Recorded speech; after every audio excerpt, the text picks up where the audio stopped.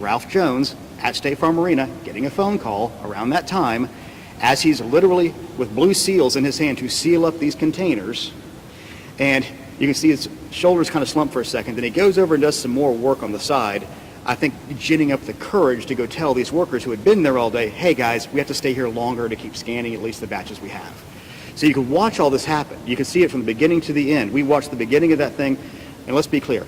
There was no water main break. There was a urinal that they turned off during the downtimes of State Farm because there's no events going on there, and it had a little slow leak that came over the side. We have the videotape, and we're working to get this videotape online, but it's 80 gigabytes, and we don't really have a tool to let y'all run through it all right now. We're trying to figure that out right now, so we got it into manageable bites of the most important parts of the day. That should be hopefully online today or tomorrow.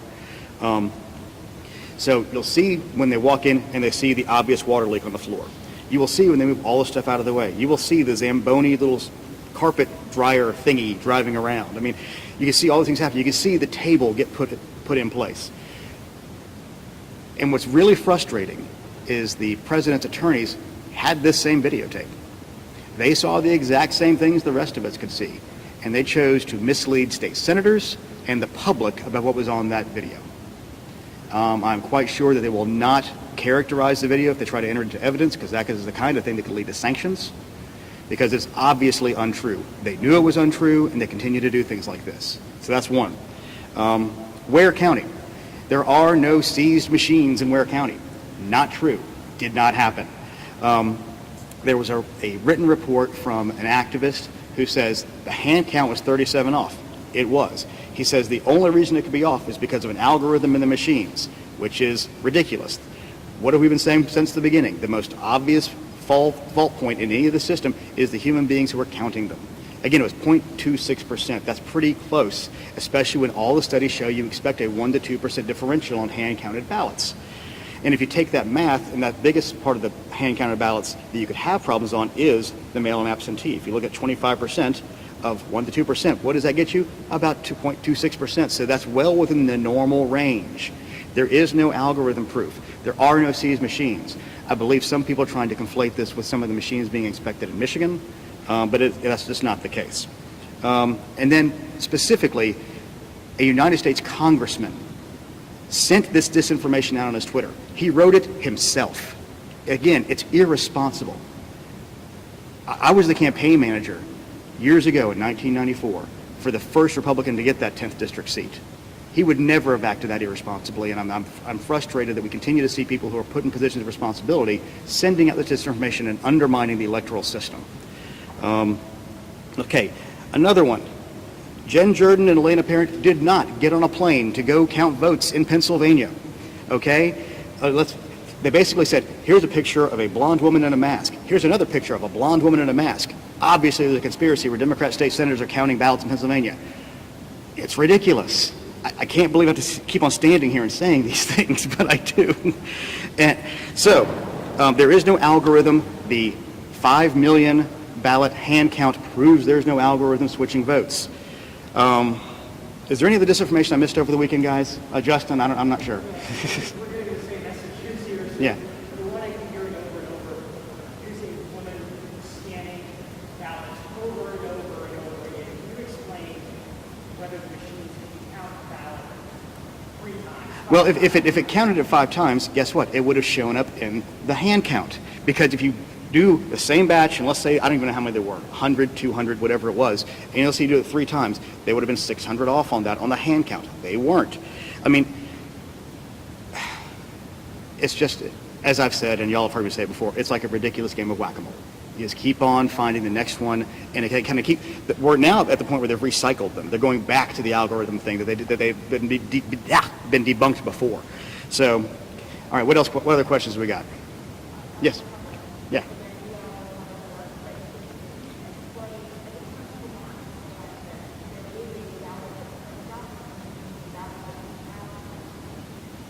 Okay. There's 2 different types of, well, there's 4 different buckets of 2 different types of ballots, and let's go through those right now. You have the traditional hand-marked paper ballots, which we're all used to. They were kind of like the old scan fun sheets when we took our SATs when we were in high school and stuff, where you bubble something in. And in this state, those cover the provisionals, occasionally the emergency ballots if you don't have the regular ballots going, and then the absentee by mail. That's one. That's about probably 25% of our overall votes. About 75% of our votes come from the ballot marking device, which was the new tool that the legislature adopted in a bill in 2019 that we had a state procurement under. There were 3 bidders. Dominion Voting Systems won that bid process. There was no challenge to that bid process, meaning it was a very clean bid process. And we began the deployment of those that summer, and we made the initial delivery deadline of Valentine's Day of 2020. That machine, you take a screen, you check in on a device that has nothing to do with the voting machines. This is just to identify you and then give you a card to give you your ballot on the ballot marking device. You insert that card, it then brings up your ballot on the screen. You then make your selections on that screen, and when you are done, you'll say, print ballot. You print the ballot, it comes off an HP printer. You can look at that ballot, assure that your choices are the choices you intended to make. And then you take that to a completely different machine. It's a scanner that's in the polling location. You can have 1 or 2, occasionally 3 scanners in there, and you drop it into that. You can watch it go, the counter go up to one extra as your ballot goes through. And at that time, it tabulates it on there, and it takes an image of your ballot. So we have 2 things that's capturing on that. And then from there, the memory cards from those are taken to the central location where they have their central election management system to tabulate all and aggregate all of the ballots together. So there is an artifact of where the voter made a choice that exists, and by law it has to be held for another 2 years. Under Georgia law, I think 22 months under federal law. So, and that's what we use for the hand retally. Those are the same ballots we use for the recount that we are recertifying today. Does that cover your question? Yeah.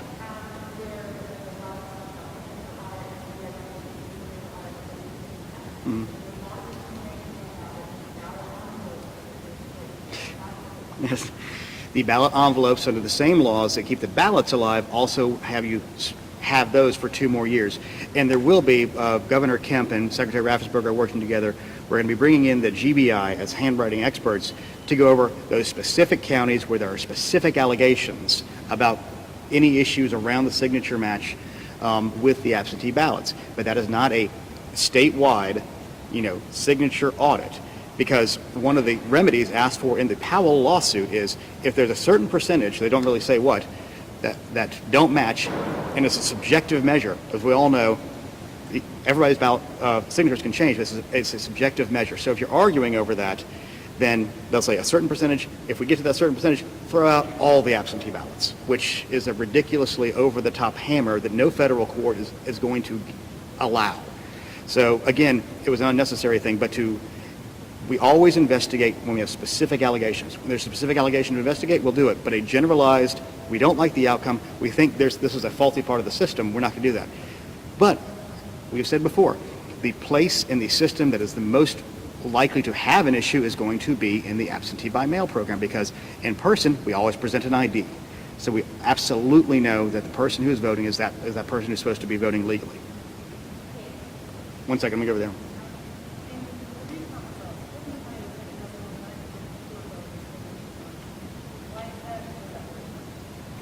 It's about 2 votes per precinct. It's a big county.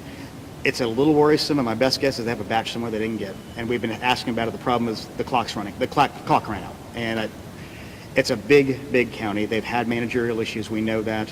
And of those ballots, because they were so heavily for Vice President Biden, that means his total in the statewide counts, I'm sure we've all seen online, is about 900 lower. But again, not enough to make up the difference of 12,000. It's frustrating because, again, we see these managerial issues coming out of Fulton County. And I know they're tired. I know they're put upon to a degree, but they consistently have these, and they have, we had that press conference at Park Tavern where we put up all the headlines from like 1995 on. None of this is new with them. So it is frustrating. It's a little irritating. I mean, another anomaly we saw was Appling County, where they had 49 ballots that had been stuck in adjudication. Not stuck in, they got left in. We literally did a phone call to every county that says, hey, we know this is a problem in some counties. Make sure you get your ballots off adjudication. They didn't until this final time. So everybody's learning this new system. It's a high stress environment right now because the presidential election was so close. So those kind of things are going to happen. And that's when you handle these ballots now 3 times, they're always a little bit different because human beings are involved in the process. Yes.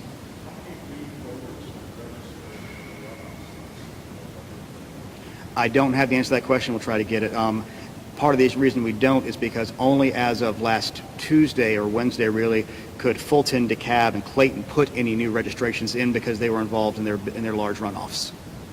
Yes.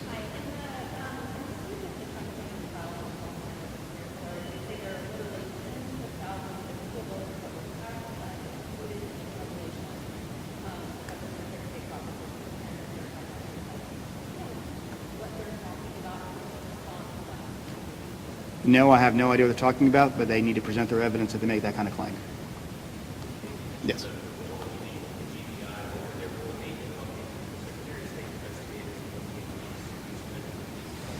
Well, the main role they would have is they have expertise in the handwriting, so they would be a big part of, I think, of the 250, I think there's 18, and I could be wrong, but I think it's about 18 cases having to do with absentee ballot and absentee ballot handling. So that would be the main thing I think they'd go through. I don't know the manpower that they're going to be throwing at the whole thing for all the other cases. And let me make one other thing clear. The 250 cases is all of 2020 that are still open. From November on, is a lower number, a subset. I will try to get that number to y'all because I know the people saying they all came out of general election. That's not exactly true. It was 250 for all of 2020. And it's probably my fault because I put the Excel spreadsheet and grabbed everything from 2020 and did a count. So I'm going to go back and do that again to get the subset proper. Yeah, Justin. That's fine.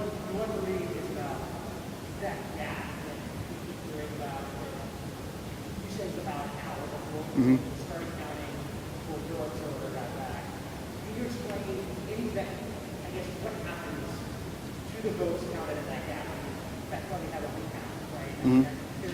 Well, there's a secondary thing about this. Under our state law, observers are allowed to be there. They're not required to be there. That's the main thing. So this is not illegal counting, as it says. Now, I understand the frustration, especially on the Republican side, because, as I said before, everybody in that room thought they were getting to go home. The press, the workers were leaving. The press, well, we may as well go ahead and leave.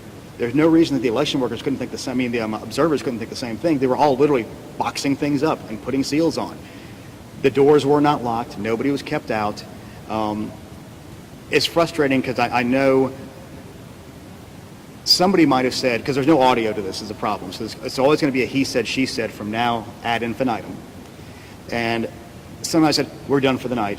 But nobody said, all of you people have to leave. There was nobody directing people to leave. In fact, while people were in the room still working, the observers could have stayed for that because things could happen then too as they're boxing things up. So I'm not saying it's the observer's fault or the press's fault. It was a long day for these people. And let's just use some common sense, which I know is such a rare thing to say. They were tired and wanted to go home. They were frustrated when they didn't get to go home. So I think everybody's kind of under the impression they're leaving. It's 10:30 at night. Let's let it go. And then they started working again once the irony of this is we can't win for losing. We call Fulton County to say keep on working. They keep on working. All of a sudden it becomes a giant conspiracy that they worked when nobody was there because we were frustrated they weren't working long enough. So it's kind of a circular thing where we're trying to keep counties diligently working to meet the goal of getting these election results out quickly. And then because there was a miscommunication from the manager at Fulton County to the manager at State Farm who thought they could finish, that caused all of this. Yeah. Okay, who is it from before I was... Okay, that's fine.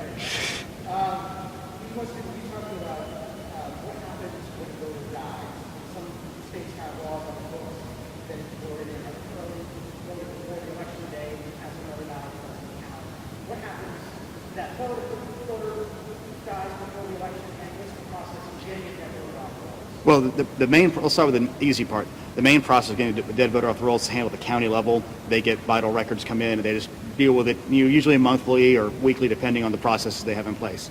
Now, secondarily, as we have made very clear, when the ballot envelope is separated from the secrecy sleeve, there is no way to go claw that vote back. It is in the system. Same thing as if somebody goes and early votes in person and gets hit by a car, you can't go back and get that ballot back out. It's just physically impossible given the privacy rules in our state. So again, that answer your question? All right.